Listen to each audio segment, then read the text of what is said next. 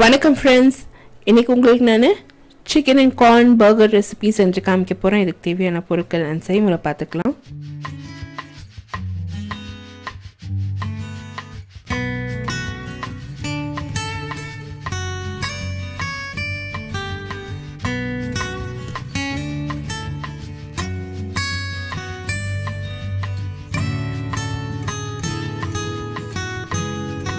இந்த burger buns வந்து ஏற்கனவே நம்மளுக்கு கடையில் கிடைக்கிறது. நான் அதுதான் யூஸ் பண்ண போகிறேன் இந்த ரெசிபிக்கு. நீங்கள் ரெகுலர் பன் கூட நீங்கள் வந்து இந்த ரெசிபிக்கு யூஸ் பண்ணலாம். ஸ்கின்லெஸ் அண்ட் போன்லெஸ் சிக்கன் எடுத்திருக்கேன். 1/2 kg சிக்கன் இது க்யூப்ஸாக கட் பண்ணி வச்சுருக்கேன். வெங்காயத்தாழ் பொடியாக நறுக்கி வச்சுருக்கேன். சீஸ் நம்ம திருவி வச்சுக்கணும். கொத்தமல்லி, வெங்காயம், இஞ்சி, பூண்டு, பச்சை மிளகாய், இதுதான் மசாலா பேஸ்ட் நான் பண்ண போகிறேன். இந்த கார்ன் வந்து வேக்யூம் சீல்டு பேக்கில் கிடைக்கிறது, சூப்பர் கார்ன், அது நான் யூஸ் பண்ண போகிறேன். இப்போ ஃபர்ஸ்ட்டு நான் இந்த சிக்கனை ஒரு சின்ன மிக்சர் ஜாரில் சேர்த்து 2 to 3 முறை பல்ஸ் பண்ணேன்னா நல்லா கைமாயிடும். அதை மாற்றி நான் ஒரு மிக்சிங் பவுலில் சேர்த்துக்க போகிறேன். எப்போவுமே நீங்கள் வந்து சிக்கனை வாஷ் பண்ணிவிட்டு நல்லா பீஸ் போட்டு நீங்கள் இந்த மாதிரி மிக்சியில் நீங்கள் சேர்த்திங்கன்னா உங்களுக்கு ஈஸியாக அரைப்பட்டுடும். நீங்கள் கடையிலேருந்து இந்த சிக்கன் கீமா வாங்கவே தேவையில்லை, வீட்லேயே நம்ம சுத்தமாக பண்ணலாம். இப்போ சிக்கன் கீமா நல்லா அரைச்ச பிற்பாடு ஒரு மிக்சிங் பவுலில் சேர்த்துருக்கேன்.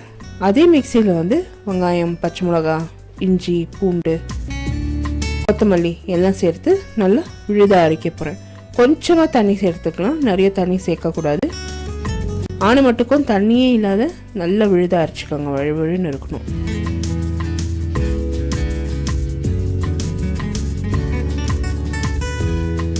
நல்லா நைஸாக இந்த விழுதை அரைச்சி பாருங்க. இப்போ இந்த மசாலா பேஸ்ட்டை வந்து அந்த சிக்கனில் நான் சேர்த்துக்க போகிறேன். ரொம்பவே சிம்பிள் மசாலா. இதுக்கு நான் கரம் மசாலா அந்த மாதிரி பொருட்களெல்லாம் நிறைய யூஸ் பண்ணல. ரொம்பவே டேஸ்டியாக இருக்கும். கொஞ்சம் நீங்கள் காரம் எடுப்பாக சேர்த்துக்கலாம். காரம் அதிகமாக சாப்பிட்றவங்க எடுப்பாக சேர்த்துக்கலாம். இப்போ பொடியை நறுக்கி வச்சுருக்க வெங்காயத்தாழ் சேர்த்துக்கணும் அந்த கோழியில். இந்த சூப்பர் கார்ன் கிடைக்கிறதுங்க கடையில். நான் இதுதான் யூஸ் பண்ணுறேன், இந்த ஸ்வீட் கார்ன் தான் யூஸ் பண்ணுறேன். இது ரொம்பவே ஈஸி யூஸ் பண்ணுறதுக்கு. நம்ம இந்த பேக்கெட்டை வந்து வேக்யூம் சீல் பேக்காக பண்ணி அவங்க விற்கிறாங்க. நான் இந்த பேக்லேருந்து 1/4 கப் அந்த கார்ன் எடுத்து அந்த சிக்கனில் சேர்த்து இப்போ நல்லா மிக்ஸ் பண்ண போகிறேன். இந்த கோழியில் வந்து நான் உப்பு சேர்க்கல, ஏன்னா நான் இது முன்கூட்டி நான் ராத்திரி பண்ணுறேன். உப்பு சேர்த்தாக்கா நீர்த்துக்கும். ஸோ நான் வந்து உப்பே சேர்க்கல இந்த சிக்கனில். எப்போ நான் ஃப்ரை பண்ண போகிறேனோ அப்போ நான் உப்பு சேர்க்க போகிறேன். ஸோ எல்லாம் நல்லா மிக்ஸ் பண்ணிவிடுங்க. இந்த கோழியில் எல்லாம் அந்த கார்ன், வெங்காயத்தாழி எல்லாம் நல்லா மிக்ஸ் பண்ணிவிட்டு அது மேலே ஒரு மூடி போட்டு நான் ஓவர் நைட் ஃப்ரிட்ஜில் வைக்க போகிறேன், ஊற வைக்கிறதுக்கு. நீங்கள் அப்போதைக்கு அப்பயே கூட நீங்கள் இது பண்ணலாம். நான் ஒரே ஒரு டிப் என்ன சொல்ல விரும்புகிறேன்னா, இது நீங்கள் ஓவர் நைட் நீங்கள் வச்சிங்கன்னா நல்லா ஊறிடும். ஸோ மறுநாள் வந்து நான் ஜஸ்ட் பிஃபோர் ஃப்ரை உப்பு சேர்த்துக்கினேன். சேர்த்து இப்போ நான் வந்து ஃப்ரை பண்ண போகிறேன். நல்லா மிக்ஸ் பண்ணிவிட்டேன். நீங்கள் தேவைக்கேற்ப உப்பு சேர்த்துக்கோங்க. நான் அபவுட் 1.5 tablespoon நான் சேர்த்தேன் உப்பு. சேர்த்து எல்லாத்தையும் நல்லா மிக்ஸ் பண்ணிவிட்டேன். இந்த கைமாவை மிக்ஸ் பண்ணி ஒரு பெரிய போர்ஷன் ஆஃப் தட் கைமா எடுத்து இப்போ நான் வந்து அது ஃப்ளாட்டாக வடை மாதிரி கையில் தட்டி நான் வந்து ஷாலோ ஃப்ரை பண்ண போகிறேன். ரெசிபி இன் டீட்டெயில் பார்த்தீங்கன்னா என்னோடய ப்ளாகில் இருக்குது. ப்ளாக் லிங்க் வந்து about where below this video post பண்ணுறேன். I card about this video நீங்கள் கிளிக் பண்ணால் கூட ப்ளாகுக்கு வந்து டைரக்ட் பண்ணும். ரெகுலர் அப்டேட்ஸ் என்னை வந்து இன்ஸ்டாகிராம், ஃபேஸ்புக் அண்ட் ட்விட்டரில் ஃபாலோ பண்ணுங்கள். எல்லா லிங்க்ஸும் description box below this video இருக்கும். The same recipe is also posted in YouTube English. YouTube English ஓட லிங்க் கூட about where below this video இருக்கும். அப்படி இல்லைன்னா ஐ கார்டு about this video நீங்கள் கிளிக் பண்ணலாம். இப்போ நல்லா ஒரு பேனை காய வச்சுருக்காங்க மிதமான தீயில். அதில் வந்து எண்ணெய் சேர்த்துருக்கேன். இப்போ வந்து நிதானமாக ஒரு பேட்டியை நான் தட்டி வச்சுருக்கிறது அந்த சிக்கன் பேட்டியை அந்த எண்ணெயில் சேர்த்து மிதமான தீயில் ஃப்ரை பண்ண போகிறேன். ஒரு 2 minutes on each side fry பண்ண போதும். இந்த சிக்கன் வந்துடும். ஏன்னா நல்லா நைஸாக அரைச்சிருக்கேன் இந்த சிக்கனை.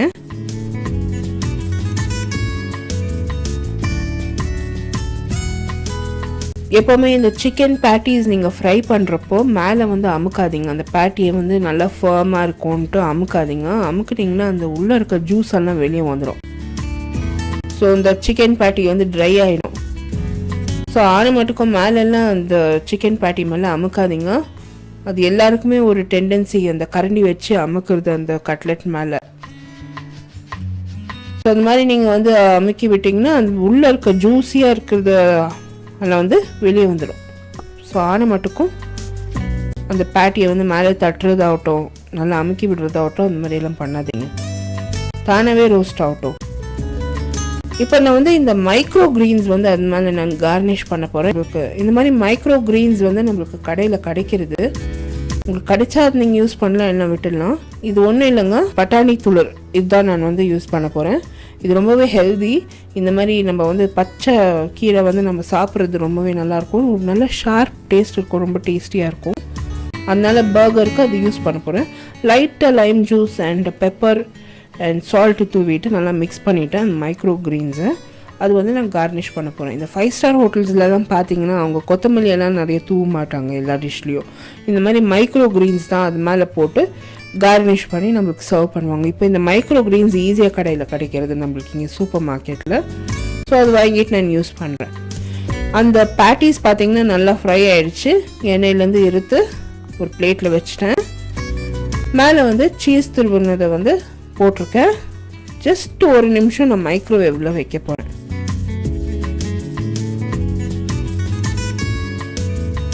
மைக்ரோவேவில் இந்த சீஸ் நல்லா ஒரு நிமிஷம் நல்லா மெல்ட் ஆனதும் பர்கர் வந்து அசம்பிள் பண்ண போகிறேன்.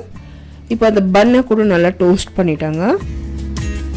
அந்த பன் மேலே வந்து ஒரு 1000 ஐலண்ட் சாஸ் வந்து நான் ஸ்ப்ரெட் பண்ண போகிறேன். 1000 ஐலண்ட் சாஸ் ஒன்றும் இல்லை, ஜஸ்ட்டு மேயோனேஸ் அண்ட் கெச்சப், அவ்வளோதான். அது ரெண்டும் நல்லா மிக்ஸ் பண்ணிவிட்டு ஸ்ப்ரெட் பண்ண போகிறேன். அந்த மாதிரி ரெடிமேட் ஸ்ப்ரெட்ஸ் வந்து உங்களுக்கு கடையில் கிடைக்கிறது, நீங்கள் அதுவே யூஸ் பண்ணலாம். இப்போது அந்த ஸ்ப்ரெட்டு நான் நல்லா போட்டதும் பர்கர் மன் மேலே அந்த கட்லெட் நான் ஏற்கனவே செஞ்சு வச்சுருக்கேன். அது மேலே இந்த மைக்ரோ க்ரீன்ஸ், அந்த பட்டாணி துளிர் அண்ட் பீட்ரூட் துளிர் வந்து மேலே வச்சு இப்போ நான் சர்வ் பண்ண போகிறேன். என்னோடய பர்கர் வந்து ரெடி ஆயிடுச்சுங்க. ரொம்பவே பிரமாதமாக இருந்தது. கண்டிப்பாக இந்த ரெசிபி ட்ரை பண்ணுங்கள் ஃப்ரெண்ட்ஸ். இந்த ரெசிபி வீடியோ உங்களுக்கு பிடிச்சிருந்தாக்கா எனக்கு ஒரு தம்ஸ் அப் கொடுத்து சப்ஸ்கிரைப் பண்ணுங்கள். All the links to my blog and social media about where below this video இருக்குது. அடுத்த புதிய ரெசிபியோடு உங்களை திருப்பியும் சந்திக்கும் வரை, this is Vidya Lakshmi. Thank you so much for watching. Bye bye.